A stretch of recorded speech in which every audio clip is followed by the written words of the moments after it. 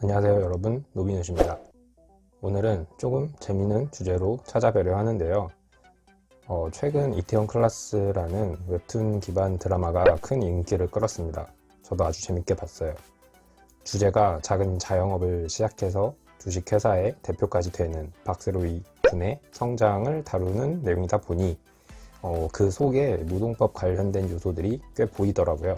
그래서 오늘은 그런 부분에 대해서 순전히 재미로 한번 간단히 얘기를 해볼까 합니다. 자영업을 하시는 분은 상시근로자 5인 미만이라는 것이 익숙하실 거예요.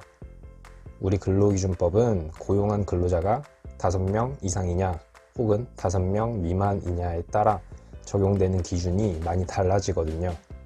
가장 대표적으로 5명 미만 사업장에는 연차휴가가 발생하지 않고 초과 근로를 하더라도 추가 수당이 발생하지 않습니다. 그리고 해고도 보다 자유롭다고 할 수 있죠. 단밤에는 몇 명의 근로자가 있을까요? 주방 담당 마현이, 홀 담당의 최승권, 토니, 장근수, 그리고 매니저 조이석, 이렇게 5명이네요. 오호, 그러면 단밤은 5명 이상인 사업장이므로 대부분의 근로기준법이 적용되는 사업장입니다. 따라서 조이서가 야근을 하면 야근 수당도 줘야 되고, 마현이가 성전환 수술을 하기 위해 청구를 하면 연차 유급 휴가도 부여해야겠네요. 당연히 해고도 함부로 할 수 없습니다. 하지만 드라마 후반부 보면 장근수가 단밤을 그만두게 되잖아요. 그러면 직원이 4명이 되니까 5명 미만 사업장이 되네요. 갑자기 근로조건이 열악한 사업장으로 추락을 합니다.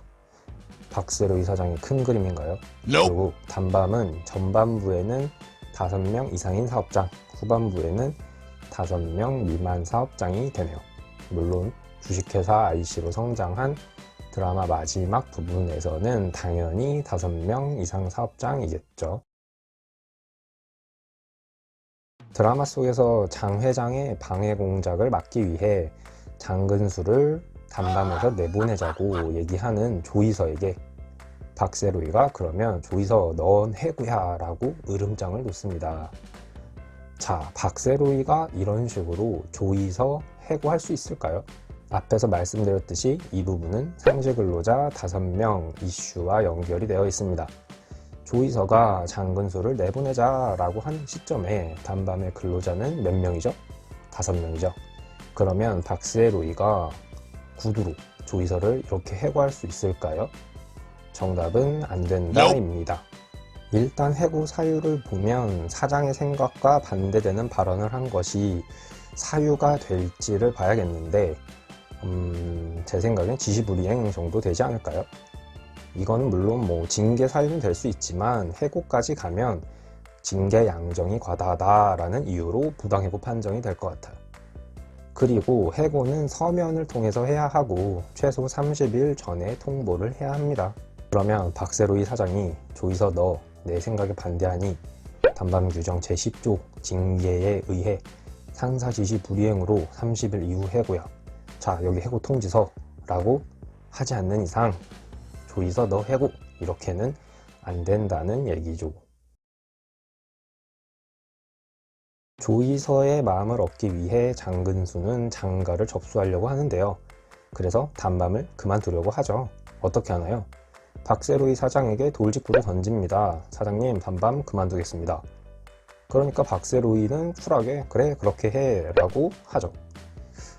이 부분 현실에서는 무슨 이슈가 있을까요? 일단 근로기준법상 해고에 대한 제한 규정은 존재하지만 근로자가 자발적 퇴사를 할 때 이를 제한하는 규정은 존재하지 않아요. 당연히 구두로 의사를 표시해도 무방하고 문서를 통해 표시를 해도 무방합니다. 다만 보통 큰 회사의 경우 인수인계라는 절차를 내부 규정으로 두고 있고 보통 이 기간을 2주에서 길게는 한 달까지도 두고 있습니다. 그래서 규정에 퇴사 1개월 전 통보한다 라는 제한 조건이 있기도 하고요.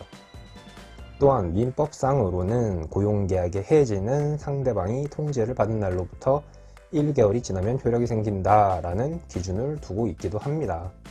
결국 이런 부분들에 대한 위반을 이유로 민법상 손해배상을 청구한다거나 내부 규정 위반으로 징계를 한다거나 하는 경우도 있겠지만 사실상 거의 없다고 보시면 될 것 같아요.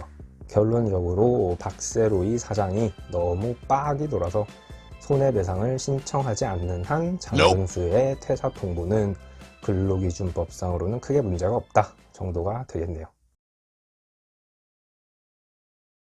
오수아가 극후반부 장가의 내부 비리를 고발합니다.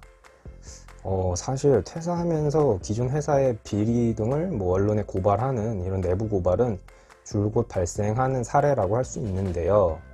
여기서는 이에 대한 손해배상 이슈는 논의하지 않기로 하고, 이때 장대희 회장의 비서 아저씨가 이런 얘기를 해요. 오 실장, 다른 데도 취업하기 힘들 거야.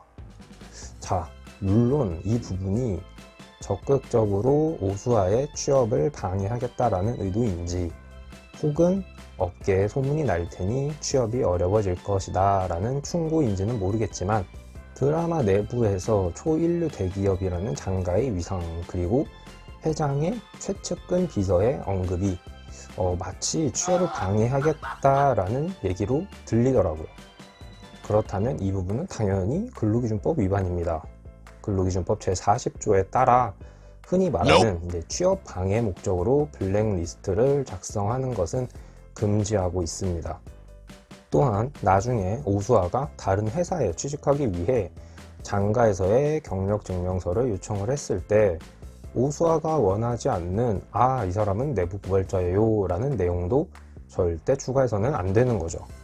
근로기준법 제39조 제2항에 따라 근로자가 요구하지 않은, 그리고 근로자에게 불리한 내용을 임의로 포함시켜서는 안 된다는 겁니다.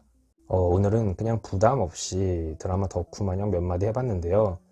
저도 박세로이처럼 장사해서 대기업 CEO까지 하고 싶은데 도무지 새우잡이 배를 탈 용기는 없네요. 이만 출근 준비하겠습니다. 감사합니다.